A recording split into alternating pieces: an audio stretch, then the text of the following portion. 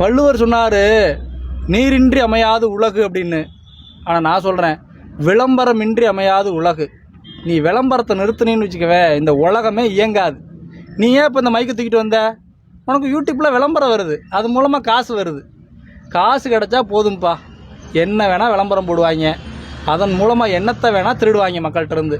இந்த விளம்பரத்தை நிறுத்தினு வச்சுக்கவே, இந்த யூடியூப்பு, ஃபேஸ்புக்கு, இன்ஸ்டாகிராமு, இந்த ஆன்லைனு, இந்த ரொசுக்கு, டிவி, நியூஸ் பேப்பர் எதுவுமே கிடையாது. விளம்பரத்தை மட்டும் நிறுத்தின, இதில் எவனுக்கும் வருமானம் வராது. அவன் வேலையை பார்ப்பேன். இந்த கார்ப்பரேட் கம்பெனிலாம் இருக்குல்ல, அதை இதையும் சொல்லி ஏதாவது பொய்யை புரட்ட சொல்லி நடிகர்களை ஃபுல்லாக நடிக்க வச்சு எல்லாத்தையும் விற்று தள்ளிடுறேன்.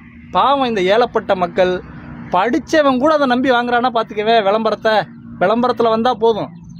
ரொம்ப கவலையாக இருக்குப்பா எங்களுக்கெல்லாம். நீங்கள் ஒன்றும் சிந்திக்க மாட்டேன்றீங்க. ஏன், எப்படி சிந்திப்பீங்க நீங்கள்? உங்கள் மூளையை தான் நீங்கள் கடன் கொடுத்துட்டீங்களா ஒரு முதலாளிக்கு? எங்களை மாதிரி இப்படிலாம் சிந்திக்க முடியுமா? நாங்கள் வெட்டி இல்லாமல் வேலை இல்லாமல் இருக்கோம், சிந்திக்கிறோம், இப்படிலாம் சிந்தனை வருது. ஆனால் நீங்கள் இதை பற்றி கவலைப்படுறதில்ல. என்ன போட்டாலும் வாங்குறீங்க, அதில் என்ன சொல்கிறாங்களோ அதை வாங்கி திங்கிறீங்க. இப்படிலாம் இருந்தால் உங்களுக்கு தானப்பா நோய் நொடி வரும். பிச்சைக்காரன் எங்களுக்கு என்ன நோய் நொடி வரப்போகுது? நாங்கள் குளிக்க தேவையில்லை, பல்லு விளக்க தேவையில்லை, சும்மா ரோட்டில் தூங்குவோம், எங்களுக்கு ஒரு நோய் நொடி வராது.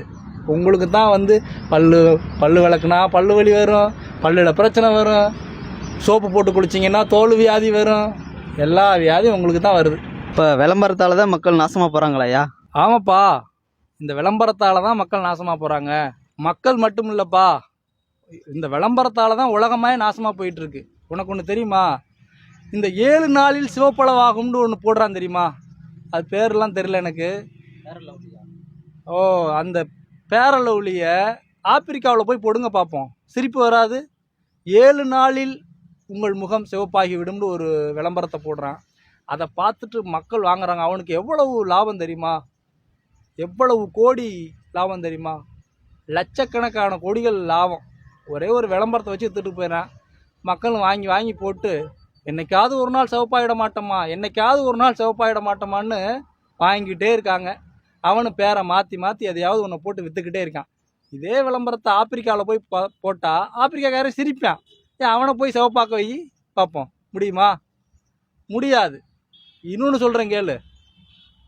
இதுக்கு முன்னாடி ரொம்ப நாளைக்கு முன்னாடி ஒரு விளம்பரம் வந்துச்சு, உங்களுக்குலாம் தெரியுமா என்னன்னு தெரில. எருவாமேட்டின்னு.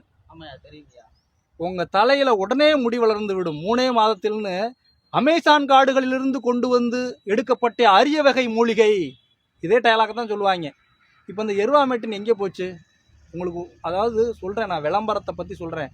விளம்பரத்தை பற்றி ஏன் இந்த பிச்சைக்காரன் பேசுகிறான்னா, விளம்பரம் தான் மக்களை சுரண்டுது, விளம்பரம் தான் மக்களை தீர்மானிக்குது, விளம்பரம் தான் நீ என்ன பண்ணணும், காலையில் எப்போ எந்திரிக்கணும், எப்போ குளிக்கணும், என்ன சோப்பு போடணும், நீ இன்னும் என்ன ட்ரெஸ்ஸு போடணும், என்ன சென்ட் அடிக்கணும், என்ன பல்லு விளக்கணுன்றதை முதற்கொண்டு, நீ என்ன ஜட்டி போடணுன்றதை முதற்கொண்டு இந்த விளம்பரம் தான் தீர்மானிக்குது. நீ வாழ்கிற வாழ்க்கை அது உண்மையாக உனக்கு பிடிச்ச வாழ்க்கை கிடையாது. கார்ப்பரேட் நிறுவனங்கள் உன்னை இப்படித்தான் வாழ வைக்குது.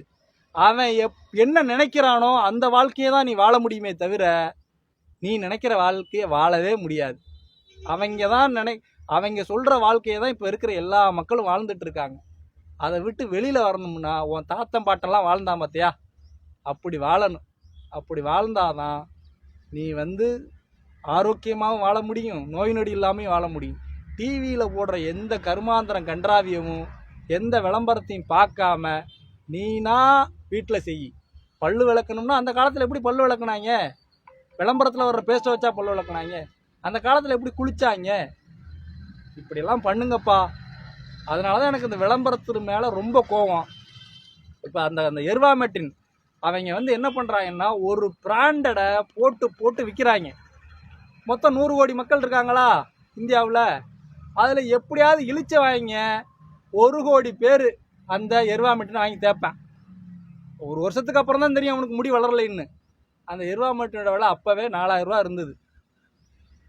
4000 ரூபா இருந்த எருவாமேட்டினை 1 கோடி பேர் வாங்கினா 4000 கோடி.